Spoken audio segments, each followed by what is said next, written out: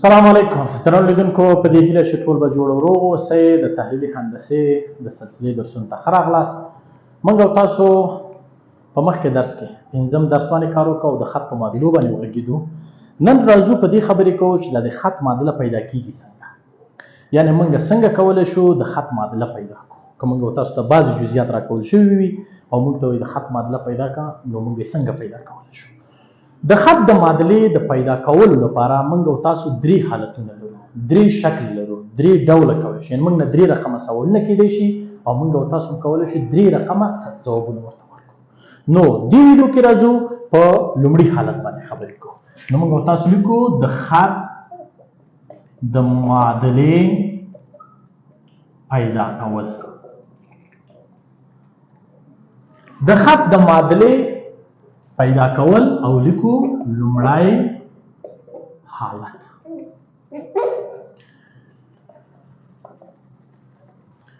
لومړی حالت څه شی وایي؟ لومړی حالت کې موږ او تاسو څنګه سوال راکول کیږي چې موږ او تاسو لاړ شو د خط معادله پیدا کړو.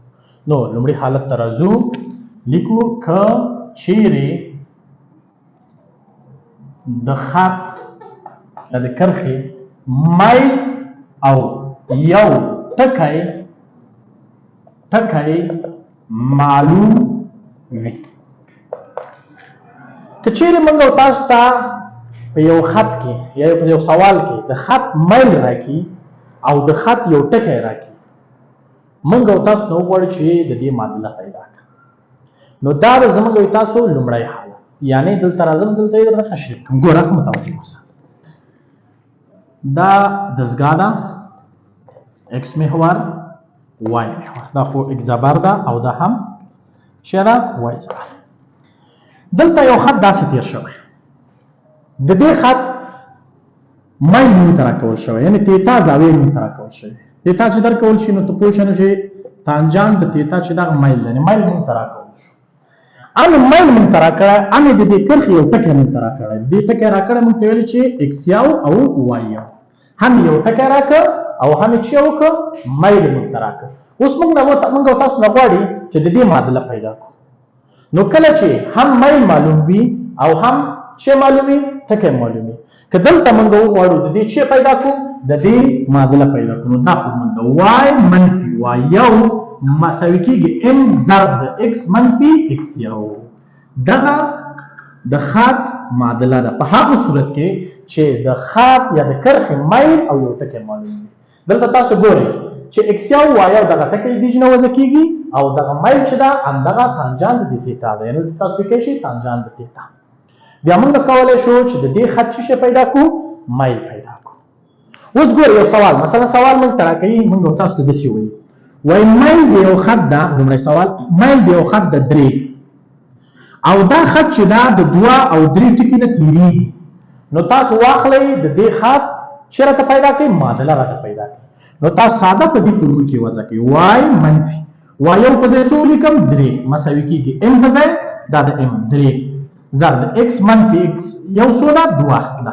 نورې ساده که خبره ختمه ده. وای مساوي کېږي 3 خو 3 ضرب ایکس 3 ایکس منفي 3 په 2 کې 6 دا چا خو مثبت 3. وای مساوي کېږي 3 ایکس منفي 3. دلته موږ او تاسو د خط معادله څه کړه؟ پیدا کړله. امې میل معلومو، امې یو ټکی معلومو. مثلا بل سوال راکړئ، موږ او تاسو ته وایي چې میل دا دویم سوال ده، میل دا 1/2 او ټکی ده 2/4. ټکی څو ده؟ 2/4. موږ او تاسو ته وایي چې واخله معادله پیدا کړئ. تاسو څه کوئ؟ اوس دلته موږ او تاسو وای منفي وای یو څو ده؟ وای یو 4 مساوي کېږي ام 1/2 ایکس منفي ایکس یو، ایکس یو څو ده؟ 2. اوس دا ضرب کوي او 4 اخوا شي، وای مساوي کېږي 1/2 ایکس منفي 1/2 په 2 کې ضرب شي 2 سره زی او پاتې کېږي جمع 4. وای مساوي کېږي 1/2 ایکس مثبت 100 ده مثبت 3. دا د څه شو؟ د خط معادله شو چې موږ یې پیدا کړو.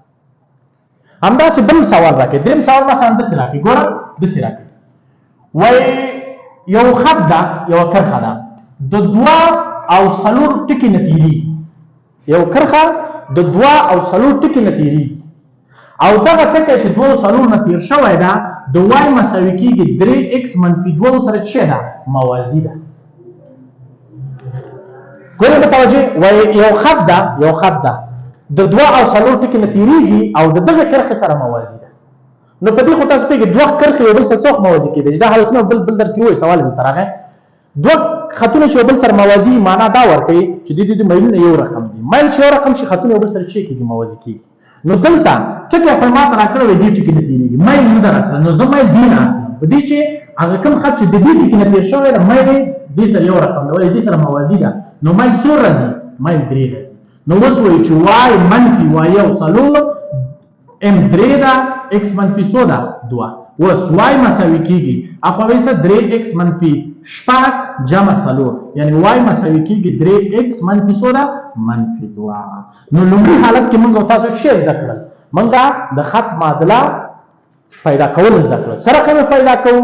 موږ تاسو داسې خبره وکړه، موږ تاسو داسې خبره وکړه کله چیرې د یو خط یو ټکی معلومي او میل معلومي موږ ساده کولای شو چې پیدا کوو دا غي معادله پیدا کوو. نو دا تاسو دا د درس نوٹ کړئ، یو سره در سره سوال وګورئ نوٹ کړئ او کتابونو کې د کانکور سوالونه نور کوم سوالونه تمرینونه دي همدغه برخه سوالونه تاسو در سره کار کوئ. کوم ځای مشکل کوم سوالو ما ته راولېږئ ان شاء الله زه در سره مرسته کوم. ښه وخت.